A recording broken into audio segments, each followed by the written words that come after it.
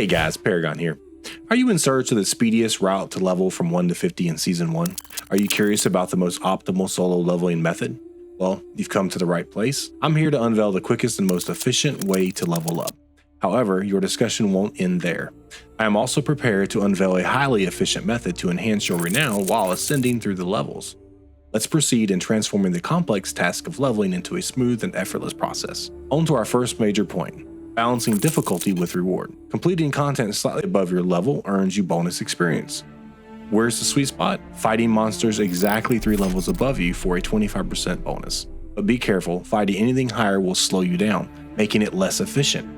Aim to maintain this 3-level difference as you progress through zones when possible. Let's delve into the world of world tiers. During my testing, I've discovered that while World Tier 2 grants a tempting 20% experience bonus, the heightened difficulty actually slows down the leveling process. On the flip side, sticking with World Tier 1 enabled me to slay a whopping 30% more monsters within the same time frame, resulting in about 10% more experience gained compared to World Tier 2. However, keep in mind that the choice of tier ultimately comes down to your personal preference and playstyle.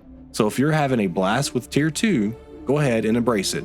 In the grand scheme of things, the impact is not that significant anyway. Now let's discuss the significance of testing. In the past few weeks, I've played through levels 1 to 50 multiple times, trying out different techniques such as repeating dungeons, quests, and more. After this thorough testing, we can determine the most effective approach, whether you enjoy playing solo or being part of a team. Now, for all you group play enthusiasts out there, I've got a little secret for the most efficient way to level up, and that's split farming dungeons. In the immersive world of Diablo 4, experience sharing is a game changer. You no longer have to stick close to your teammates to reap the experience rewards from their kills. So let's take a closer look at the dungeon Champion's Rise. This particular dungeon boasts 3 separate paths, making it an ideal choice for this method. Players can enter the dungeon as a group, then divide and conquer, each taking a different path. The best part? You still gain full experience from each kill, and the dungeon gets cleared 3 times faster. It sounds like the ultimate leveling hack for a new season, right?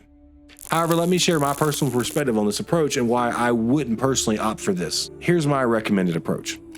Once you create your new character and select Skip Campaign, you'll find yourself in Kiovashad in the Fractured Peaks. I'd advise to stay in the Fractured Peaks for a few levels since level ranges for each zone in Diablo 4 scale up but not down. The Fractured Peaks scale from the beginning of the game, while Skosklen and the Dry Steppes, Kejistan, and Hawazar start scaling at higher levels. Once you reach level 45, all zones in Diablo 4 will scale to your level. Therefore, you should be around level 10 before venturing into Skosklen and slightly higher before tackling the Dry Steppes. Now let's dive into the important details. The most effective way to level in Season 1 is by focusing on Whisper Dungeons.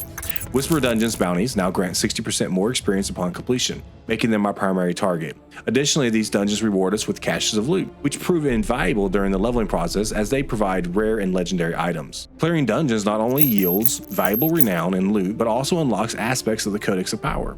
Additionally, it helps us complete seasonal bounty quests, unlocking rewards in the Season Pass. While there may be slightly faster ways to level, such as repeatedly running the same dungeon over and over or split farming in a group, I don't recommend them because unlocking aspects in your Codex and earning renown are going to be vital. As you travel, be sure to gather nearby altars as they provide renown and a bit of experience, even if you already have associated stats. Keep an eye out on your journey for waypoints and strongholds along the way as they offer excellent experience, renown, and will be necessary for future content. After starting your leveling journey in Kiovashad at level 1, head out of town and engage in the event located northwest. This initial event will grant a significant boost of approximately 5 to 6 levels, along with some gear and obols. Next, locate the first Whisper Dungeon bounty and make your way there, ensuring that it's within the Fractured Peaks. It's important to avoid tackling level 10 to 15 dungeons at this stage. The strategy is straightforward. Clear Whispering bounties within your safe level range, collect waypoints, strongholds, and other bounties along the way, and participate in events for loot and experience. As you level, gradually take on higher level Whispering dungeons in other zones, maintaining a rotation of clearing 2 dungeons and turning in the bounties for bonus experience points and loot caches. Repeat this method until you reach approximately level 45. At this point, you could venture into World Tier 2 and complete the Capstone Dungeon. This will unlock World Tier 3 and enable you to get those sacred items. By following this approach, you'll officially level up and embark on your epic adventures in Diablo 4 Season 1. There you have it, an in-depth guide to leveling from 1 to 50 in Diablo 4 Season 1. The strategies I've outlined today should provide a solid foundation for you to build upon. Whether you're working in a group or adventuring solo, remember to balance your difficulty level, utilize the potential of your world tiers, and aim for those Whispering dungeons. Remember, These are strategies that have worked for me. They should give your season a robust start and get you to World Tier 3 quickly, all the while securing those crucial waypoints, strongholds, and other objectives along the way. But the world of Diablo 4 is vast and varied, and I encourage you to experiment, try different strategies, and see what works best for you. As always, thank you for watching. Please feel free to share your thoughts and your own leveling strategies in the comments below. If you found this guide helpful, don't forget to hit the like button and subscribe for more Diablo 4 content. And until next time, this is Paragon. See you in the next video.